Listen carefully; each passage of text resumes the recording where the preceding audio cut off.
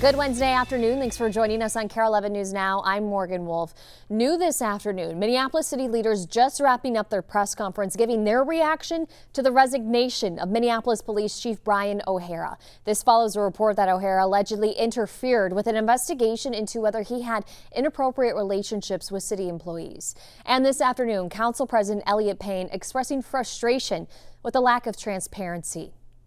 The resignation is the right outcome, but it does not resolve the underlying issue of a lack of transparency and accountability. The mayor nominated the chief on May 6th while there was still an active investigation about his interference in that previous investigation.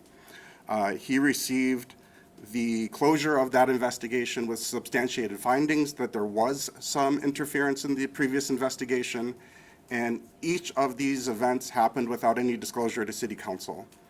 And I think what's really critically important to know today is that it's for us to do our oversight job, we need information. Councilmember Robin Wansley placing the blame on Mayor Jacob Fry, though. Mayor Fry continues to be unable to effectively manage the Minneapolis Police Department. And though Fry has deflected this mismanagement over MPD to one chief after another, as well as onto one safety commissioner after another, the blame for the department's continued instability lies within Mayor Fry himself. O'Hara did have support before all of this from a number of other council members, including Michael Rainville. That department is performing admirably. I don't think the actions of one leader, the chief, should be reflective on the whole department, nor is it. The men and women that serve us every day are the finest police force in the United States of America. To walk you through what we know, we're going to start with the investigation that began about a year ago into the allegations that the chief had a sexual relationship with at least one city employee. Councilmember Payne says that he was told the investigation wrapped up last summer, and investigators found no substantial evidence for relationships occurring. Payne said that someone came forward, though, in December, alleging that O'Hara interfered with that investigation. Mayor Jacob Fry says that he just got this new information yesterday morning. A report revealed that O'Hara deleted a city employee's contact from his city-issued phone during their investigation and spoke about this investigation to another city employee. Fry called this a breach of trust and says that he notified O'Hara of his intentions to discipline him, but then O'Hara resigned. Now, what is important to also note here is the trust that Mayor Fry had in O'Hara up to this point. Not even just 3 weeks ago, Mayor Fry nominated O'Hara to another 4-year stint as chief. If I had known earlier, I would not have renominated him. If I found out later after this confirmation, I would have reached the same conclusion. Assistant Chief Katie Blackwell is now the acting chief effective immediately as the city figures out exactly what their next steps are. And you might recall that name because Blackwell testified during the massive Derek Chauvin trial. This also comes, though, at a time when things are rocky for another visible public safety leader in the city, Community Safety Commissioner Todd Barnett, whose reappointment was recently denied by the Minneapolis City Council. He was at yesterday's press conference but didn't speak. This afternoon, another big story, though. A federal judge is calling a Minnesota fraud suspect accused of jumping from a 4-story balcony to avoid arrest a flight risk. Muhammad Omar was in federal court yesterday and will now stay behind bars after his case continues. KARE 11 first told you about Omar a year ago during A.J. Legault's housing hustle investigation. Omar and 14 others were recently indicted last week in what federal prosecutors call a $90 million fraud scheme. That's also when investigators revealed Omar allegedly tried to escape arrest by jumping from that balcony. You could see the surveillance video there that they showed us during that meeting of him appearing to limp past security cameras afterwards. Today, he showed up in court in a wheelchair with a broken leg from that jump. He and his business partner, Ibrahim Abdi, are accused of stealing millions from Minnesota's housing stabilization program that was shut down. Right now, we are following developments in another fraud case, though. A man accused of trying to get $210 million in tax refunds by filing fake returns, then buying a multi-million-dollar mansion. Lou Ragoose dug into this story. This $2.6 million mansion on Cynthia Lake was paid for in 2022, according to court documents, with taxpayer money by a 37-year-old man who legally changed his name to Caesar Wilson, according to the indictment, charging Wilson with attempting to defraud the IRS and multiple banks out of $350 million.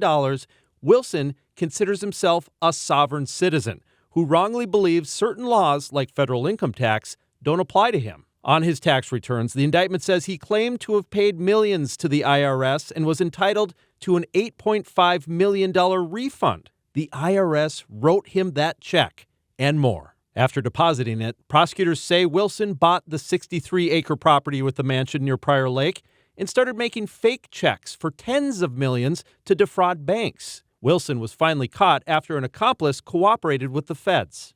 Nathan Staples from Mayer admitted trying essentially the same scam, claiming he was entitled to a $10.1 million tax refund, which the IRS actually paid. Staples pleaded guilty. The government was able to get back all but $784,000 of his stolen amount. Wilson is still fighting his charges, representing himself in court, and he now has to answer to a judge because he gave vague details of a new business venture, and the prosecution is concerned that he's helping others in the sovereign citizen community with tax-related or trust work. On to a developing story out of Canterbury Park. Shakopee police are investigating a shooting that happened during a prayer service. Police say that they were called to the park just before 10 a.m. and found a 26-year-old man with multiple gunshot wounds. He was taken to the hospital, and they say that an Eid service was happening at the expo. We are working to learn exactly what led up to that shooting, but so far police, they do not have a suspect in custody.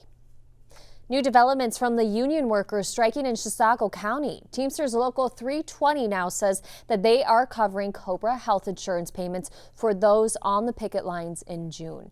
This is on top of the $1,200 weekly strike benefit payment. The strike has now reached 4 weeks with no end in sight. Officials say that they are shifting resources around to try and make sure as many sources are possible to continue in the county, with public safety being the biggest priority right now.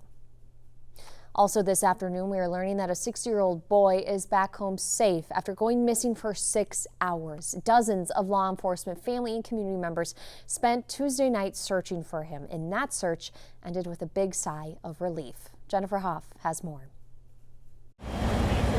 The sights and sounds of police Did you say you found them? tell the story of a search for a missing 6-year-old in Roseville with a perfect ending. Command everybody the subject's been located. I'm just happy I got my baby. That's all I wanted. Mom says she saw little Cameron at home just after 7 this morning, but less than an hour later, he'd left his backpack behind. He asked me, like, Mom, don't I got to go to the bus? I said, no, it's not time yet. That was the last time I heard from him. Ashley White called her mom and then police. They were on it the minute I called them. What followed, the chief said, was all hands on deck, from grid searches to door knocking, drones and canines in an area known for its forests, parks and ponds. When you have a call like this, I mean, I'm a mom, your heart just absolutely breaks, and you do everything you can, and you call in every available resource you can to come and find this child. Nearly 7 hours later, Those hours were horrible. news the boy had finally been found nearby. It's a happy, joyful moment. Nobody could ever understand that feeling, just to see his face. A love easy to see even from the air. People surrounding Cameron to continue keeping him safe. Everybody that came out here, I thank you very much. The police chief had said she considered issuing an Amber Alert, but that has to meet specific criteria, including a vehicle, whether the child is in imminent danger, and often an abduction, all of which does not seem to be the case in Cameron's disappearance. Back to you. New this afternoon, former President Joe Biden is suing the Justice Department. He is trying to stop it from releasing records and transcripts of his conversations with a ghostwriter. The transcripts are set to be sent to the House committee investigating alleged politicization of the DOJ during the Biden administration. Biden says, though, that those conversations are outside of the scope of that investigation. We're also expecting a shakeup in the Senate after last night's Texas Republican primary. Ken Paxton, the state's attorney general, now has the Republican nomination, beating out incumbent Senator John Cornyn. The win comes after President Trump endorsed Paxton just a week earlier. Paxton now will face a Democratic candidate, James Tellerico, in November. Overnight, the Cook Political Report shifted its odds on that race towards Democrats, though, now calling it lean Republican instead of likely Republican. NASA is sharing new details about its plans to build a $20 billion lunar base near the moon's south pole. Leaders with the space agency say that astronauts could live and work on the base within the next decade. They say that the project would start with a robotic mission and then grow into a permanent base spanning hundreds of square miles. For all we hope to accomplish in this endeavor, what we are embarking upon is extremely challenging. We are leveraging the NASA playbook from the 1960s, figuring out what works and what doesn't in this epic science of survival, because the moon base is as beautiful as it is hostile. NASA says the mission will help scientists learn how to survive long-term in deep space before they eventually try sending humans to Mars. Stick with us. We got more news and weather coming up.